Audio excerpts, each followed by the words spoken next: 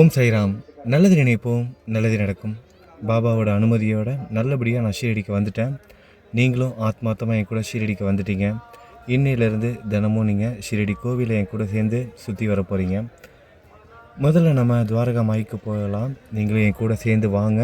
துவாரகா மாயில் நம்ம பாபா கிட்ட ஆசீர்வாதம் வாங்கிட்டு நம்ம தொடர்ந்து கோவிலை முழுவதுமாக சுற்றி வரலாம். நீங்களும் ஆத்மார்த்தமாக என் கூட சேர்ந்து சுற்றி வர போகிறீங்க. அதனால் இந்த வீடியோவை முழுவதுமாக பாருங்கள். இதை ஒரு வீடியோவாக நினைக்காம நீங்களும் ஷீரடியில் இருக்கிறதா நினச்சிக்கோங்க. முதல்ல நம்ம பாபாவை பாருங்கள், அவர்கிட்ட ஆசீர்வாதம் வாங்கிக்கோங்க. அவரோட கதவுகள் உங்களுக்காக நமக்காக எப்போதுமே திறந்திருக்கு. சாமி கும்பிட்டுக்கோங்க.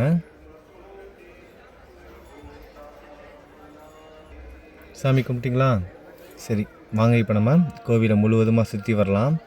இன்னும் ஒரு 3-4 நாட்களில் இங்கே ராமநவமி திருவிழா வந்து ஆரம்பிச்சிடும்.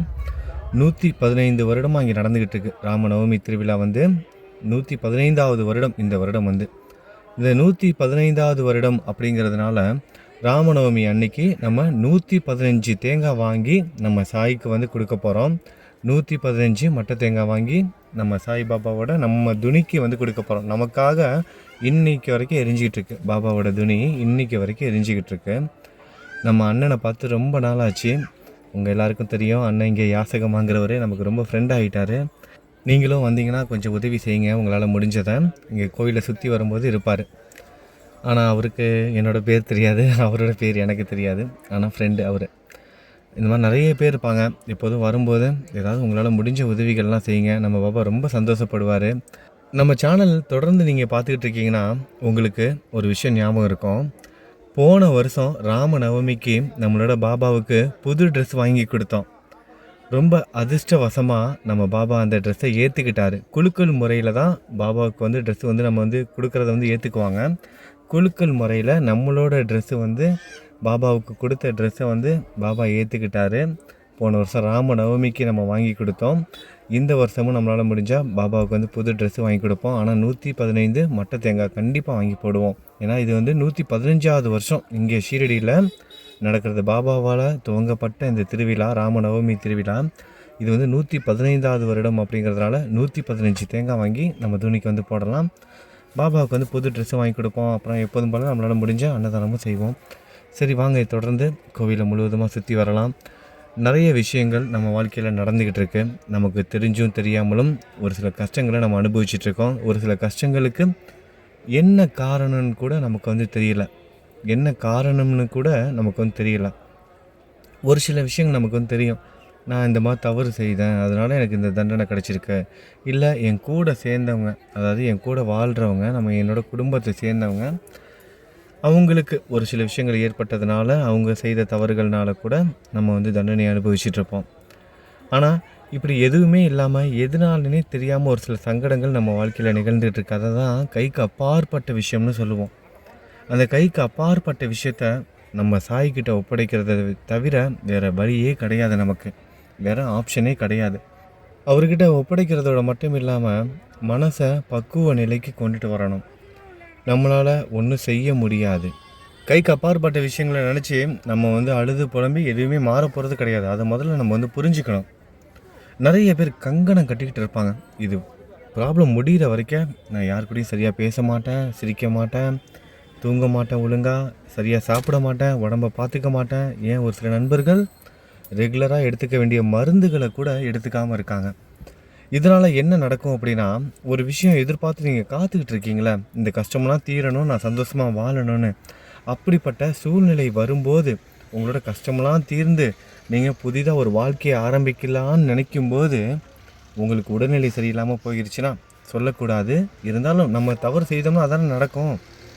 அந்த மாதிரி ஒரு சூழ்நிலை வந்துருச்சுன்னா என்ன பண்ண முடியும்? திரும்பவும் முதல்ல இருந்து. நமக்கு உடல்நிலை சரியில்லைன்னா அது நம்மளை மட்டும் பாதிக்குமா? ஒரு குடும்பத்தில் யாருக்காவது ஒருத்தருக்கு உடல்நிலை சரியில்லைனாலும் அந்த குடும்பமே வந்து சஃபர் ஆகும். அந்த குடும்பத்தில் இருக்கவங்க எல்லாரோட நிம்மதியும் வந்து கெட்டு போகும். நமக்குன்னு மட்டும் கிடையாது, நம்ம கூட சார்ந்தவங்க யாருக்காவது உடல்நிலை சரியில்லைனா கூட நம்மளால் சாப்பிட முடியுமா நிம்மதியாக? நம்மளால் தூங்க முடியுமா? நினச்சி பாருங்கள், எத்தனை பேர் இந்த கஷ்டத்தை வந்து அனுபவிச்சிட்ருக்கீங்க. அப்படி இருக்கும்போது நமக்கு ஏதாவது ஒன்றுனா நம்மளோட குழந்தைகள், நம்மளை பெற்றவங்க, நம்ம கூட வாழ்கிறவங்க அவங்க தாங்கிக்குவாங்களா? நிறைய நண்பர்கள் இன்னும் கூட இருக்கவங்களுக்கு நல்லது செய்கிறேன்னு சொல்லிட்டு இந்த மாதிரியான விஷயங்களை வந்து செஞ்சிட்ருக்கீங்க. நீங்கள் தான் தைரியம் கொடுக்கணும். அதுக்கு நீங்கள் முதல்ல நல்லா இருக்கணும். கூட இருக்கிறவங்களுக்கு உடல்நிலை சரியில்லை, கூட இருக்கிறவங்களுக்கு ஏதாவது ஒரு நிறைய பெற்றவங்க, நிறைய பெரியவங்க செய்கிற தவறே தான். என்னோட மகனுக்கு திருமணம் ஆகாமல் இருக்குது, குழந்தை இல்லாமல் இருக்குது, கொஞ்சம் உடலில் வந்து பாதிப்பு இருக்குது, ஏதாவது ஒரு விஷயம் காரணம் எதா வேணா இருக்கட்டும், இப்படி நினச்சிக்கிட்டு அவங்களே வந்து வருத்திக்கிறாங்க. தயவு செய்து அந்த ஒரு வருத்தம் மட்டும் வேணாம். அந்த ஒரு அது எதுக்குமே பலன் தராது. உங்களோட கஷ்டங்களையும் துன்பங்களையும் அது வந்து அதிகமாக தான் ஆக்கும். தீர்வு கிடையாது. நம்புங்க, உங்களோட சாயை நம்புங்க, நீங்கள் வணங்குற தெய்வத்தை நம்புங்க.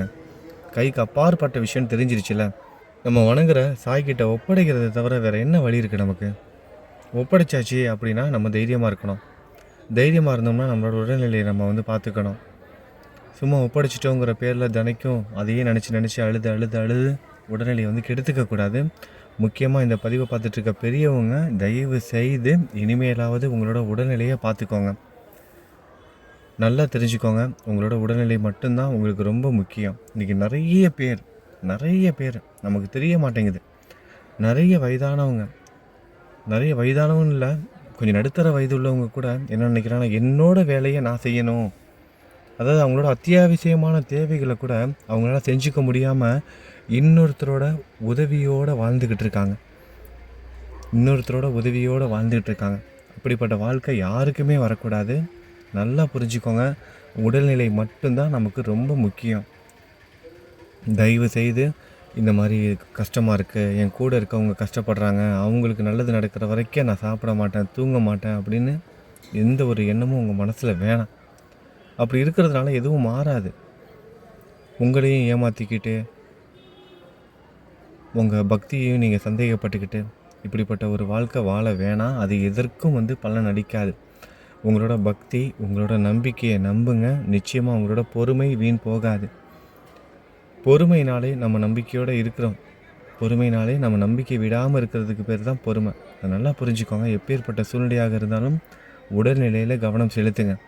எதுக்காக இவ்வளவு நேரம் நான் உடல்நிலையை பற்றி பேசிக்கிட்டு இருக்கேன் அப்படின்னா, ஏன்னா ஒரு சில நாட்களாகவே ஒரு சில நிகழ்ச்சிகள் எல்லாம் நம்ம கண்ணுக்கு தெரிகிறது, நம்ம கண்ணால் பார்க்குறதுன்னு நிறையா பார்த்துட்டேன் இந்த கொஞ்ச நாட்களில்.